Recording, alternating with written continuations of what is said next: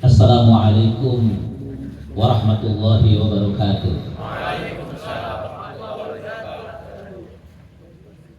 Alhamdulillahilladzi hadana lil Islam. Wassalatu wassalamu ala sayyidina Muhammadin khairil anam wa ala alihi wa ashabihi al-kiram. Salatu wa salaman daimaini mutalazimaini ila yaumiddin. Qala Allah Ta'ala fil Qur'anil Karim, a'udzu billahi minasy syaithanir rajim. Bismillahirrahmanirrahim.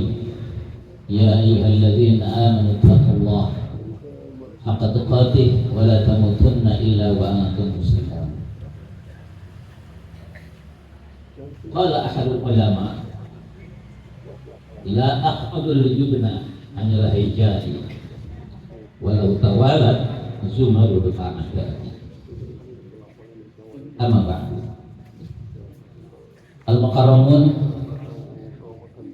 yang kita hormati, kita muliakan, jajaran penerus Yayasan Madinatul Quran Depok, Bapak Ketua Bapak Dr. Solihin Hadi, juga Bapak Bendahara Bapak Insinyur Abdul Haris, Al-Mukarramun, Bapak Pengasuh Pesantren Madinatul Quran, juga para mudaroh, Al-Mukarramun, para kepala unit, para guru, para ustadz, para musyrik, para musyrifah. Yang kita hormati juga perwakilan dari Komite Santri Pesantren Madinatul Quran. Dan yang saya cintai, para santri Pesantren Madinatul Quran, juga alumni Pesantren Madinatul Quran dimanapun kalian berada. Hari ini adalah hari kita, hari di mana kita patut bersyukur kepada Allah Subhanahu wa Ta'ala karena sudah memilih kita menjadi manusia terbaik setelah Allah ciptakan kita sebagai makhluk yang paling baik. Karena manusia, walaqad khalaqnal insana fi ahsani taqwim. Kemudian Allah Subhanahu wa Ta'ala muliakan kita dengan keimanan. Allah Subhanahu wa Ta'ala muliakan kita dengan Al-Quran. Lebih daripada itu, Allah pilih kita menjadi santri penghafal Al-Quran. Khairukum man ta'allama Al-Quran wa 'allama.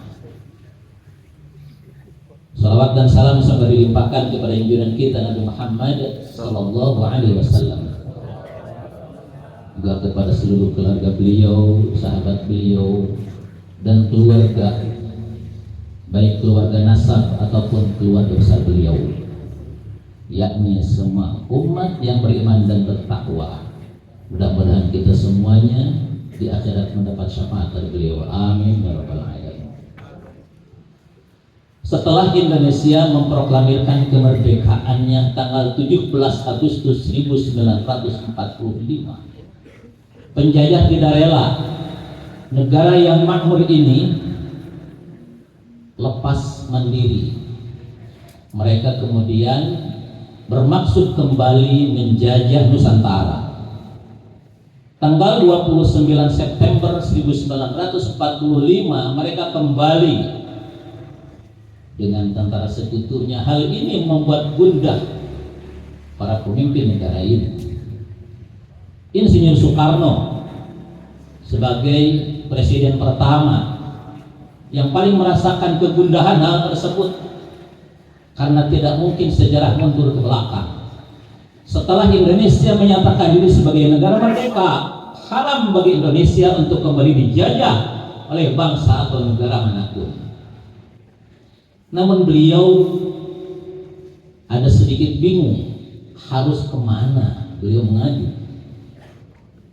Maka atas saran dari Panglima Besar Jenderal Sudirman, yang notabene adalah seorang santri, Insinyur Soekarno mendatangi Kiai Haji Hasyim Asy'ari sebagai ketua umum sekaligus pendiri Jam'iyah Nahdlatul Ulama, meminta arahan kepada beliau bagaimana agar masyarakat Indonesia bangkit menghadapi penjajah yang ingin kembali. Maka Ki Haji Hasyim Asy'ari menghubungi Ki Haji Wahab Hasbullah. Dua ulama yang besar ini kemudian mengumpulkan seluruh pimpinan-pimpinan NU di Jawa dan Madura agar mereka semuanya berkumpul guna berembuk, bermusyawarah bagaimana menyatukan suara agar umat bangkit tidak lelah melawan penjajah yang akan kembali menjajah negeri ini. Maka Kiai Haji Wahab Hasbullah mengumpulkan seluruh pimpinan-pimpinan NU yang ada di Jawa dan Madura, dan tepat tanggal 21 Oktober mereka semuanya berkumpul di kantor pusat Ansor di Jalan Bubutan, Surabaya. Selama 2 hari mereka berdiskusi sekaligus istikharah memohon petunjuk kepada Allah Subhanahu wa taala apa yang harus dilakukan. Karena bangsa ini sudah lebih dari 3 abad berjuang melawan penjajah dan sekarang menghadapi tahapan baru dari penjajah yang datang kembali. Atas hasil musyawarah para ulama, maka diputuskanlah 3 pesan penting yang disebut sebagai resolusi jihad. Di mana 3 rumusan ini, pertama adalah mewajibkan seluruh kaum muslimin yang ada di Indonesia, laki-laki atau perempuan, orang tua, remaja, bahkan anak-anak sekalipun, untuk memerangi orang kafir yang hendak menjajah umat muslim. Sehingga kalau ada umat muslim yang tidak ikut berperang, hukumnya adalah sebagai dosa besar. Yang kedua, disampaikan juga di dalam resolusi ini, siapapun yang wafat di dalam perjuangan ini, maka hukumnya adalah sebagai syuhada, orang yang mati syahid. Dan yang ketiga, siapapun di antara bangsa Indonesia yang berpihak kepada Belanda, maka dianggap sebagai pengkhianat dan halal darahnya harus dibunuh. Dengan berbekal 3 poin ini, para ulama menyampaikan kepada Presiden Soekarno, dan pesan ini disebar ke seluruh pesantren-pesantren yang ada di Jawa dan Madura, bahkan seluruh laskar fi sabilillah, mujahidin dan lain sebagainya, bahkan PKL, agar pesan ini sampai kepada seluruh rakyat Indonesia, khususnya yang ada di Jawa dan di Madura. Menerima pesan dari ulama ini, umat menyatakan siap, kami siap berjihad sampai titik darah penghabisan. La aqdul jubna anil haidai walau tawarat zumarul a'dai. Kita akan mundur dari medan tempur menghadapi musuh walau badan hancur. Allahu Akbar. 3 hari setelah resolusi tersebut disampaikan, 6.000 pasukan sekutu turun di Tanjung Perak, Surabaya. Kaum muslimin, para santri sudah siap menghadapi mereka. Ribuan masyarakat santri datang ke Surabaya untuk melawan mereka. Terjadilah pertempuran yang sangat sengit tanggal 27, 28 dan 29 Oktober 1945. Dan tentara Inggris dalam hal ini merasa kewalahan.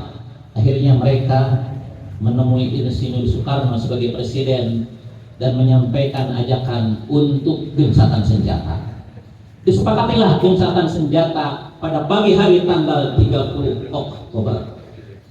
Pagi hari disepakati gencatan senjata. Sore harinya pada tanggal 30 Oktober terjadi insiden di Jembatan Merah. Panglima sekutu yakni Jenderal Malabi tewas di Jembatan Merah, yang otomatis gencatan senjata fatal. Kemudian setelah Jenderal Malabi tewas, pimpinan tentara sekutu diganti oleh Jenderal Robert Manser. Kemudian lewat Jenderal Robert Manser ini, mereka mengultimatum para mujahidin agar segera meletakkan senjata paling akhir tanggal 10 November 1945. Mendengar ultimatum ini, para santri yang sudah siap untuk berjihad merasa semakin terbakar semangatnya.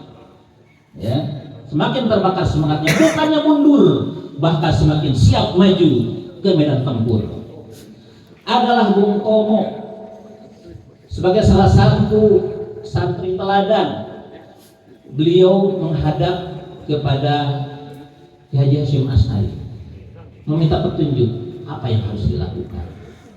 Setelah mendapat petunjuk dari Ki Haji Hasyim Asy'ari, beliau langsung berangkat ke Surabaya lewat RRI, Radio Republik Indonesia, satu-satunya sarana komunikasi dan informasi yang dimiliki pada saat itu. Beliau kemudian mengumandangkan semangat jihad agar kaum muslimin tidak berpangku tangan. Musuh sudah berada di hadapan, tidak ada kata mundur. Dengan kalimat takbir, beliau memandangkan semangat jihad, dan alhamdulillah pada tanggal 10 November ya, mereka menyatakan kalah. Alhamdulillah. Hadirin wal hadirat yang dimuliakan Allah Subhanahu wa taala. Yang kemudian tanggal 22 Oktober ini ditetapkan oleh Presiden Indonesia yang dituju sebagai Hari Santri Nasional. Dan kita sebagai santri tentunya juga merasa bangga dengan hal ini. Artinya kita diingatkan bahwa kita ini santri, kita ini adalah manusia yang dipilih oleh Allah Subhanahu wa taala, sebagaimana tadi di awal dikatakan. Pertanyaannya, kenapa hari santri, tidak hari kiai? Bukankah Ki Haji Hasyim Asy'ari itu adalah sebagai kiai? Saudara yang saya cintai karena Allah Subhanahu wa taala, karena semua kiai adalah santri. Meskipun tidak semua santri kemudian ditakdirkan menjadi kiai. Para guru kita yang ada di depan, mereka para kiai, pada saat yang bersamaan mereka adalah santri dari gurunya. Untuk itu, sebagai santri, mestinya kita memiliki 3 elemen sebagai identitas santri. Tidak dikatakan santri kecuali memiliki 3 elemen ini. Santri. Yang pertama, harus memiliki semangat thalabul ilmi. Santri memiliki semangat thalabul ilmi dan tidak pernah bosan untuk terus menuntut ilmu, hatta kepada orang yang lebih rendah daripada dirinya sekalipun. Dikatakan seandainya seseorang thalib merasa bosan thalabul ilmi, ya, mendengar ilmu yang serupa 99 kali, semangat pas ke 100 kalinya dia bosan, maka dia tidak termasuk kategori thalibul ilmi. Kalian SMP, sebentar lagi SMK, ya. Selanjutnya kalian kuliah S1 sampai gelar yang tertinggi, doktor, bahkan insya Allah kalian jadi profesor. Karena dengan ilmu pengetahuan kita semuanya akan naik. Yarfa'illahu alladhina amanu minkum walladhina utul ilma darajat. Ilmu adalah tangga yang mempercepat perjalanan kita menuju ke tempat yang paling tinggi. Jangan pernah berhenti thalabul ilmi. Yang kedua, elemen yang harus dimiliki oleh santri adalah tazkiyatun nafs, senantiasa menjaga kesucian hati agar ilmunya manfaat. Buat apa ilmu yang banyak kalau hatinya rakus, hatinya tidak menghadirkan Allah Subhanahu wa taala?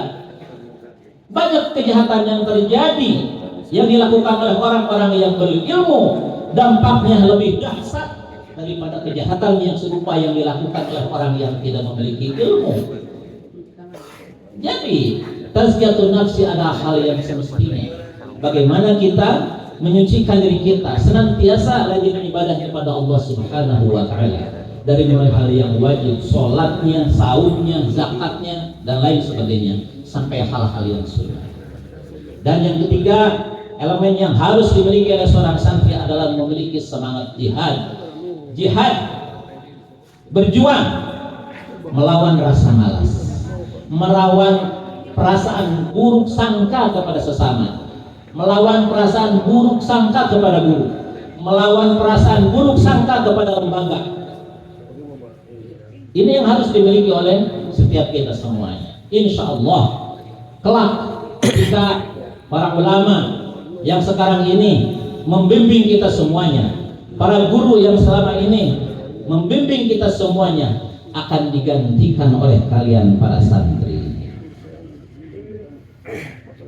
Wa ma yalil mudhafayati khalafa anhu fil i'rab idza ma kutiba. Santri siap mengganti para ulama ketika mereka semua telah tiada. Selamat Hari Santri 22 Oktober 2025, mengawali Indonesia merdeka menuju peradaban dunia. Wallahumma biqila kami thariq. Assalamualaikum warahmatullahi wabarakatuh. Waalaikumsalam warahmatullahi wabarakatuh.